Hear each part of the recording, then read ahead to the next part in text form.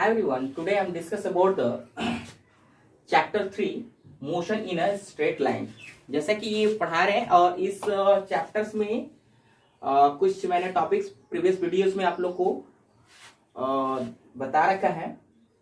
इसमें previous video में आपको ऑब्जेक्ट के पोजीशन के बारे में मैंने डिस्कस किया था कि कौन कौन सी पोजीशन होती है। उसमें आपको बताया गया था कि किसी भी ऑब्जेक्ट की दो पोजीशन होती है, एक होती है रेस्ट कंडीशन और दूसरा होता है मोशन कंडीशन। ठीक है, यानी डायनामिक कंडीशन। क्लियर? तो मोशन अब यहाँ पे जो सीखने वाले हैं वो मोशन के अबाउट सीखेंगे। तो मोशन, ये डायमेंशनल मोशन इसमें आपको बताने वाले हैं। तो डायमेंशनल मोशन यानी one dimensional motion, two dimensional या थ्री डायमेंशनल मोशन क्या चीज होता है, इसको जानने से पहले सबसे पहले आप लोग को फ्रेम ऑफ रेफरेंस के बारे में इंट्रोड्यूस कराना चाहेंगे। ठीक है, और फ्रेम ऑफ रेफरेंस जब सीखेंगे तो जाके हम किसी भी चीज को यानी किसी भी ऑब्जेक्ट के जो वन डायमेंशन या टू डायमेंशन और थ्री डायमेंशनल मोशन को अच्छी तरीके से सीख पाएंगे। ओके, तो चलिए आप बताया जा रहा है आप लोगों को कि जो फ्रेम ऑफ रेफरेंस है वो क्या चीज होती है। एक्चुअल में फ्रेम ऑफ रेफरेंस अगर ये पूरे नेचर में एग्जिस्ट होने वाले थ्री डायरेक्शन को रिप्रेजेंट कर रहा है। एक्चुअल में जो डायरेक्शन होती है ओनली किसी भी ऑब्जेक्ट के पोजीशन को रिप्रेजेंट करने के लिए ओनली थ्री डायरेक्शन उसमें रिस्पॉन्सिबल होती है। ठीक है, एक होती है लेंथ, एक होती है वाइड और एक होती है हाइट। ठीक है, तो इसके अकॉर्डिंग अगर हम यहाँ पे देखें, अगर जैसे कि अगर एक रूम को अगर फ्रेम ऑफ रेफरेंस माने, उस दिन आपको बता रहे थे किसी भी ऑब्जेक्ट का अगर सही सही लोकेशन बताना है तो उस ऑब्जेक्ट को अपने सराउंड एक रेफरेंस मानना पड़ता है कि वो ऑब्जेक्ट किस प्लेस पे रखा गया है, किसके रेफरेंस में आप बताना चाहते हो कि वो ऑब्जेक्ट वो मोशन कंडीशन में है या कि फिर रेस्ट कंडीशन में आप बताना चाहते हैं। ठीक है, तो ऐसे कंडीशंस में अगर आपको बताना होगा रेफरेंस मानना है, तो जैसे हम रूम को अगर मान लेते हैं कि ये इसका एक रेफरेंस है और इस रूम में अगर कोई टेबल पे अगर बुक रखी है, अगर वो रेस्ट कंडीशन में, तो उसको कैसे बताएंगे। ठीक है, तो इसके लोकेशन को सही सही जानने के लिए हम इस फ्रेम ऑफ रेफरेंस को बनाएंगे।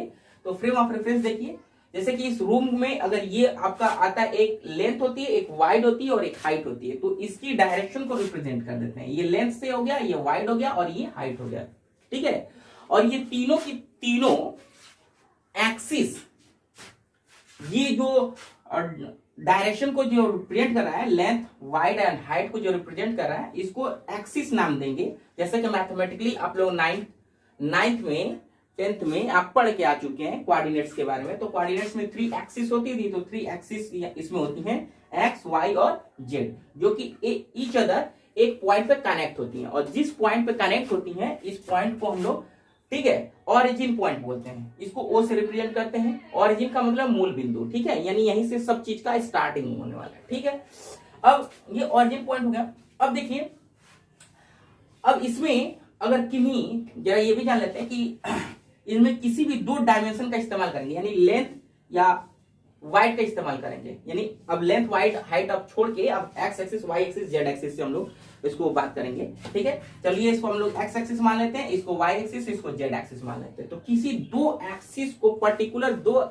एक्सिस का यूज करेंगे और मिलाएंगे तो इससे एक सरफेस मिलता है। आपको पता होना चाहिए, जैसे कि अगर यहां से अगर ये पूरा का पूरा मान लेते हैं, ये क्या है, एक्स एक्सिस है, और ये पूरा का पूरा क्या है, जेड एक्सिस है। यही ना हम माने हैं। तो अब ये देखिए, एक पूरा का पूरा, ये पूरा का पूरा जो ऐसे कटा हुआ पोर्शन है, ये पूरा का पूरा, ये क्या है, एक सरफेस मिल गया कि नहीं। यानी दो एक्सिस जहां मिलती है तो वहां पे एक सरफेस का निर्माण होता है। ठीक है, एक तल का निर्माण होता है। तो अब इसको जरा देखेंगे, सरफेस, ठीक है, ये सरफेस का निर्माण हो गया। इसी तरह तो इस सरफेस को क्या नाम देंगे, अगर एक्स एक्सिस और जेड एक्सिस का यूजेस कर रहे हैं तो इससे बनने वाले सरफेस को, ठीक है, ये हम लोग नाम देने वाले हैं X Y, sorry X comma Z surface नाम देंगे। ठीक है, और इसको हम लोग एक्स और वाई सरफेस नाम दे सकते हैं, एक्स वाई सरफेस नाम दे सकते हैं, और इसको वाई जेड सरफेस नाम दे सकते हैं। ठीक है, तो ये 3 तरीके का सरफेस होता है। जैसे कि अभी इस बोर्ड को अगर आप केयर करो तो ये आपका लेंथ मिला दिया गया और ये इसकी हाइट मिला दी गई, लेंथ और हाइट मिला तो ये पूरा ब्लैक बोर्ड का सरफेस फाइंड आउट हो गया। ठीक है, तो देखो कोई भी एक्टिविटी जो होती है इसी 3 डायमेंशनल प्लान में हो रही है। ठीक है, और ये 3 डायमेंशनल प्लान किसी भी ऑब्जेक्ट के सही सही पोजीशन को लोकेट कर सकता है, बता सकता है कि कोई भी पॉइंट कहां पे है, रेस्ट कंडीशन में है कि डायनामिक कंडीशन में। ये भी बता सकते हो कि अगर इसकी पोजीशन उस ओरिजिन पॉइंट के रिस्पेक्ट में टाइम पासेस होने के साथ साथ इसमें कोई चेंजेस नहीं ला रहा हो तो ऐसे कंडीशंस में हम कहेंगे कि ये ऑब्जेक्ट रेस्ट कंडीशन में विथ रिस्पेक्ट टू किसके, ओरिजिन पॉइंट के। ठीक है, तो इस तरह देखते हैं, इसमें एक बार फिर से जान लेते हैं। इसमें 3 एक्सिस होती है, एक्स वाई जेड, और कोई भी 2 पर्टिकुलर एक्सिस के यूजेस करेंगे तो एक सरफेस मिलेगा जिसको अलग अलग सरफेस का नाम दे सकते हैं। तो अब जरा जानते हैं 1 डायमेंशनल मोशन क्या है। अब मोशन को जानेंगे। ठीक है, मोशन को जानने से पहले या डायमेंशन को जानने से पहले सबसे पहले ये जानेंगे कि सभी डायमेंशन का बच्चे, जो डायमेंशन एक तरह की दिशा होती है, अभी आपको पता है ना कि ये एक तरह का दिशा, यही मेन पर्टिकुलर डायरेक्शन यही होती है। ठीक है ना, यानी एक्स एक्सिस, वाई एक्सिस और जेड एक्सिस, यही मेन डायरेक्शन है और एन अदर कोई भी डायरेक्शन एग्जिस्ट नहीं करती है एट अ फिजिकली। ठीक है, इन द फिजिकली। अब ऐसे सिचुएशन में जरा देखेंगे सारे डायमेंशंस की अगर, यानी सभी अगर डायमेंशन की अगर बात करें तो ऑल डायमेंशन का जो मदर माना जाता है वो 0th डायमेंशन होता है। ठीक है, आइए हम इसको 0th डायमेंशन समझाते हैं, फिर 1 डायमेंशन, 2 डायमेंशन और 3 डायमेंशन को सीखेंगे। ठीक है, 0th डायमेंशन क्या होता है कि अगर मान लो कि हमारे पास एक्स वाई जेड किसी भी टाइप्स की डायमेंशन नहीं है, ना तो इसमें लेंथ है, ना तो वाइड है, ना तो हाइट है, यानी अगर हम एक पॉइंट की अगर बात करते हैं, क्लियर, जब इसमें पॉइंट की अगर बात करेंगे तो अब इसमें अगर ये सोचो कि इसमें कोई इंसेक्ट, कोई कीड़ा अगर इसके अंदर अगर ये पूरी तरीके से कंपैक्टली अगर बंधा हो, ठीक है, तो उसके लिए अगर उससे अगर डायरेक्शन अगर पूछा जाए या उसको अगर फील करना हो तो उसके लिए किसी भी तरह की डायरेक्शन उसमें फील नहीं हो सकता, क्योंकि उसके लिए ना तो हाइट है, ना तो लेंथ है, ना तो वाइड है, किसी तरह का नहीं है सिस्टम, तो उसके लिए जो डायरेक्शन का कोई वजूद नहीं है। तो इस तरह का जो डायमेंशन की अगर बात करें तो ये जो बनाएगा वो 0th डायमेंशन बनाएगा। क्लियर, अब 0th डायमेंशन में अगर सीख चुके हैं तो अब थोड़ा सा इसमें 1 डायमेंशन की ओर बढ़ते हैं, और देन 1 डायमेंशन की अगर बात करें तो अगर मान लो कि एक 0th डायमेंशन और एक 0th डायमेंशन और ले लो, ठीक है, और 2 0th डायमेंशन को एक स्ट्रेट लाइन से बिल्कुल खींच दो, मिला दो। ठीक है, तो इससे अब जरा देखेंगे तो ये जो नई जो एक डायमेंशन का निर्माण हुआ है और इस डायमेंशन को हम 1 डायमेंशन नाम देंगे। ठीक है, जैसे अगर अब इसमें अगर ये कीड़ा है, अभी इंसेक्ट की मैं बात कर रहा था कि लेट करो कि एक पॉइंट के अंदर एक इंसेक्ट, ठीक है, इंटर कर चुका है, जिसके लिए ना तो हाइट है, ना तो लेंथ है, ना तो वाइड है, तो उसके लिए डायरेक्शन का कोई वजूद नहीं है, इसलिए उसको 0th डायमेंशन कह रहे थे।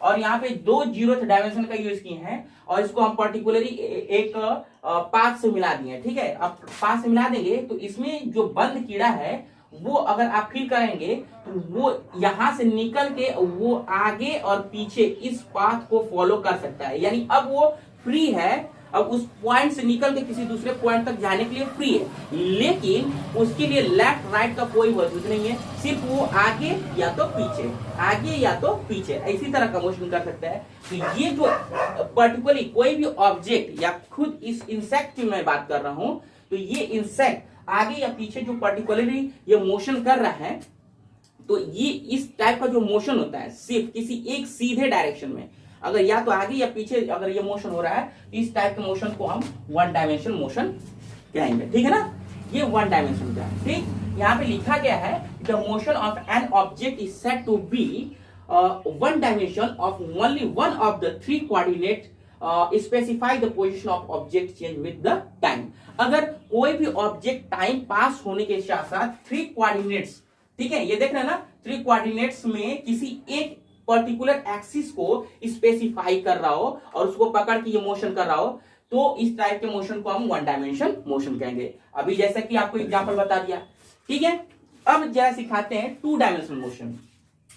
अगर ये जरा देखें, अभी मैं आपको बताया हूं कि इसमें अगर जो कॉम्पैक्ट जो इंसेक्ट था, जो कीड़ा था, वो सिर्फ आगे या पीछे उसके लिए डायरेक्शन है, ठीक है, उसके लिए सिर्फ एक ही दिशा में समझ में आ रहा है, ठीक है। अगर मान लो कि इस रास्ते को थोड़ा इधर भी बढ़ा दो, मतलब कि अगर ये आगे पीछे जा रहा है और इसको इधर, इसके हाइट को मत खोलिए और बस इसकी डायरेक्शन को इधर मिला दीजिए, ठीक है। जैसे कि अगर मैं इस डायमेंशन को भी खोल देता हूं, ठीक है, तो अब ये जो कीड़ा है वो इस प्लान में, अब जरा देखिए 2 डायमेंशन का इस्तेमाल किए, ये एक्स एक्सिस हो गया और ये अभी जेड एक्सिस हुआ, ठीक है। तो एक्स और जेड दोनों मिला दिया जाएगा, तो अब ये कीड़ा अब इस पैथ को छोड़कर ये पूरा इसमें रेंग सकता है, भले ही वो उड़ नहीं सकता है। तो इस टाइप का जो मोशन होगा वो 2 डायमेंशन मोशन होगा। यानी हम कह सकते हैं ऐसे, अगर समझना चाहें, कि अगर कोई भी ऑब्जेक्ट किसी एक सरफेस पे रहकर अगर वो मोशन कर रहा है, इधर उधर रेंग रहा है, अगर इस सरफेस को नहीं छोड़ रहा है, तो इस टाइप के मोशन को हम 2 डायमेंशनल मोशन का नाम देते हैं, ठीक है। तो इसमें अगर ये रेंग रहा होगा तो उसमें आप देख सकते हैं कि उसमें हमेशा 2 डायमेंशन का इस्तेमाल कर रहा होगा। ऐसे ही अगर ये रेंग रहा है तो लेफ्ट राइट ये कर रहा है, तो कंटिन्यूअस उसके पोजीशन में चेंजेस जा रहा है टाइम के रिस्पेक्टिवली, ठीक है। तो इसमें 2 डायमेंशन का यूज किया गया, इसलिए इसको हम कौन सा मोशन कहेंगे, 2 डायमेंशनल मोशन कहेंगे, ठीक है। अच्छा, इसके एग्जांपल्स कुछ ले लेते हैं। तो अभी अगर तुम कहें कि अगर किसी भी बॉल को अगर पैर से किक करते हैं, तो किक करते समय अगर किसी बॉल को किक करते हैं, अगर तो यहां से बॉल ऐसे जाती है और पैराबोलिक मोशन करती है, ठीक है, और मोशन करते हुए यहां से यहां पे गिर जाती है, क्लियर। तो गिर रही है, तो इस टाइप की जो पैराबोलिक ये मोशन हुआ है, ठीक है, तो इस टाइप के मोशन को इसमें हम प्रोजेक्टाइल मोशन कहते हैं। और ये देखिए, ये जो प्रोजेक्टाइल मोशन है वो 2 डायमेंशनल मोशन है। अब इसमें जरा देखते हैं, पहले अगर यहां से मान लो गेंद यहाँ पे जरा तीनों चारों पोजीशन को देखते हैं। तो जब टाइम 0 था तो वहां पे ऑब्जेक्ट यहीं पे था, लेकिन टाइम पास हुआ है तो ऑब्जेक्ट वाई एक्सिस पे भी जा रहा है, एक्स एक्सिस पे भी जा रहा है, एक्स एक्सिस पे भी जा रहा है, वाई एक्सिस पे भी जा रहा है, एक्स एक्सिस पे जा रहा है, वाई एक्सिस, यानी कंटिन्यूअस टाइम चेंज होने के साथ साथ उसके दोनों एक्सिस में चेंज आ रहा है, एक्स एक्सिस और वाई एक्सिस दोनों में चेंज जा रहा है। इसलिए इस टाइप के मोशन को हम कितने डायमेंशन मानते हैं, 2 डायमेंशनल मोशन मानते हैं, क्लियर, ओके। या फिर 2 डायमेंशनल मोशन, अगर कोई भी ऑब्जेक्ट एक सर्कुलर पाथ पे मोशन कर रहा होगा, तो ये सर्कुलर पाथ का जो मोशन होगा वो भी कितने डायमेंशनल मोशन माना जाता है, 2 डायमेंशनल मोशन ही माना जाता है, क्लियर है ना। तो अब यहाँ पे देखते हैं 3 डायमेंशनल मोशन के बारे में जानेंगे। तो 3 डायमेंशनल मोशन के बारे में तो अभी उसी डायमेंशन की मैं बात करता हूं। तो अभी हम 3 0th डायमेंशन का इस्तेमाल किए थे, 1 0th डायमेंशन था और 2 0th डायमेंशन यूज किए। तो 1 एक्सिस का निर्माण हुआ है, जिसे इसमें अगर कोई भी इंसेक्ट मूवमेंट कर रहा था तो उसको हम बोल रहे थे क्या, कि ये 1 डायमेंशनल मोशन कर रहा है। अगर एक और 0th डायमेंशन इधर इसके परपेंडिकुलर खोल दिया जाए तो ये और ये दोनों मिलके एक सरफेस का निर्माण कर रहे थे, इसको हम लोग बोलेंगे 2 डायमेंशनल मोशन। इसमें कोई भी ऑब्जेक्ट मोशन कर रहा था। अब हम क्या करने वाले हैं कि एक्स वाई के अलावा अब इधर का भी, अब जरा देखिए, ये इस तरह का ये तो प्लान है ही। अब इस पे ये 3 डायमेंशनल मोशन है, देखिए जरा अब इसमें, यानी पहले वो जो इंसेक्ट है वो इधर इसमें तो मोशन कर ही सकता है। अब इसके लिए तीसरा डायमेंशन भी हमने खोल दिया है, यानी अब इस तरह का अगर इमेजिन करना है तो आप एक रूम मान सकते हैं। अगर रूम की अंदर की अगर बात की जाए तो एक्स और वाई जब तक था तो इसमें कीड़ा इस फर्श पे रेंग सकता था। अब हम क्या किए कि इस हाइट को भी, इस वाले डायरेक्शन को भी मैंने खोल दिया है, ऊपर वाले डायरेक्शन को। तो अब ये जो इंसेक्ट होगा वो फर्श पे चलने के साथ साथ, ट्रेवल करने के साथ साथ वो इधर उधर उड़ भी सकता है पूरे रूम के अंदर, ठीक है।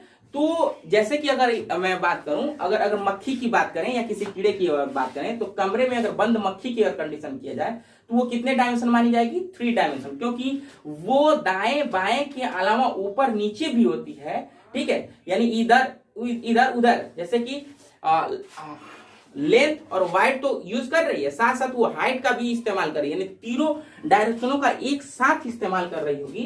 तो इस टाइप के डायरेक्ट मोशन को हम क्या कहेंगे, 3 डायमेंशनल मोशन कहेंगे। ठीक है, तो अब ये 3 डायमेंशनल का अगर और थ्योरी लिखना हो तो बस इस तरह आप कर सकते हैं, the motion and object is said to be, ठीक है, 3 dimensional motion if three coordinate specify a position of object change with the time, यानी तीनों के तीनों कोऑर्डिनेट स्पेसिफाई करते हैं किसी मोशन को, किसी ऑब्जेक्ट के मोशन को रिप्रेजेंट करने के लिए, तो ये मोशन जो होगा वो 3 डायमेंशनल मोशन होगा। ठीक है, तो इसके कुछ एग्जांपल ले लेते हैं। अभी जैसे कि रूम में बंद मक्खी की कंडीशन आपको पता है, या पेड़ पर से सूखा पत्ता अगर गिर रहा होगा तो उसकी जो मोशन होती है उसको आप देखे होंगे, ऑब्जर्व किए होंगे, वो ऐसे ऐसे ऐसे ऐसे करते हुए आता है। ठीक है, जो ऊपर नीचे तो हो ही रहा, वो दाएं बाएं इधर उधर उड़ते हुए, या फिर अगर बैलून को अगर ऊपर से छोड़ दिए तो डायरेक्ट ऐसे नहीं गिरता, वो इधर उधर ऐसे स्पिन करते हुए आराम से गिरता है। ठीक है, तो ऐसी कंडीशंस में वो जो मोशन होता है वो कितने डायमेंशनल मोशन मानते हैं, 3 डायमेंशनल मोशन को मानते हैं। ठीक है, या अगर आकाश में, आसमान में अगर देखेंगे जो बर्ड्स वगैरह भी जो फ्लाइंग करते हैं, जो उड़ते हैं, तो उनका भी जो मोशन होता है वो 3 डायमेंशनल मोशन ही होता है, 2 डायमेंशनल मोशन नहीं होता। वो पर्टिकुलरली सीधे तो या तो ऐसे या तो ऐसे या सिर्फ ऐसे ऐसे तो मोशन करते नहीं, वो ऊपर नीचे के साथ साथ दाएं बाएं भी मोशन मतलब मूवमेंट करते रहते हैं, अपने बॉडीज की एक्टिविटीज को इधर उधर करते रहते हैं, यानी वो एक साथ ही तीनों डायरेक्शन का, तीनों डायमेंशन का यूजेस कर रहे हैं, इसलिए इस टाइप के जो मोशन होंगे उसको 3 डायमेंशनल मोशन का नाम देते हैं। ठीक है, हाँ, बात समझ में आ रही है ना। ये अभी तीनों के तीनों, जरा एक चीज एक बार फिर से हम लोग अब फ्रेम ऑफ रेफरेंस पे ले जाना चाहेंगे, तो ये जो तीनों की तीनों एक्टिविटीज देख रहे हैं, वो इसमें एक और भी डायमेंशन होती है जिसे हम चौथा आयाम भी कहते हैं। ठीक है, या 4th डायमेंशन भी कहते हैं। ये तीनों के तीनों डायमेंशन एक 4th डायमेंशन के रिस्पेक्ट में होते हैं, जिसे कि हम टाइम बोलते हैं। क्या बोलते हैं, टाइम। ये टाइम भी एक तरह की डायमेंशन होती है। ठीक है, तो पूरे एक्टिविटी ये एक इमेजिनरी डायमेंशन होती है, जिसे हम देख तो नहीं सकते हैं, लेकिन उसको फील जरूर कर सकते हैं कि हमारे साथ इस तरह का कोई डायमेंशन एग्जिस्ट करता है पूरे यूनिवर्स में। ठीक है, तो कोई भी जो एक्टिविटी होती है इस चौथे, ये 3 डायमेंशनल में हम पता है कि कोई भी सॉलिड हो, लिक्विड हो, या फिर कोई भी लिविंग नॉन लिविंग ऑब्जेक्ट हो, वो अपनी कोई भी एक्टिविटी करता है वो तो 3 डायमेंशनल कोऑर्डिनेट्स के भीतर ही करता है। ठीक है, और ये पूरा का पूरा ये 3 डायमेंशनल एक्टिविटी होती है वो किसके रिस्पेक्ट में होती है, वो चौथे आयाम यानी टाइम के रिस्पेक्ट में होती है। ठीक है, तो ये रहा आपका कंप्लीट फ्रेम ऑफ रेफरेंस। ठीक है, नोट दैट पॉइंट।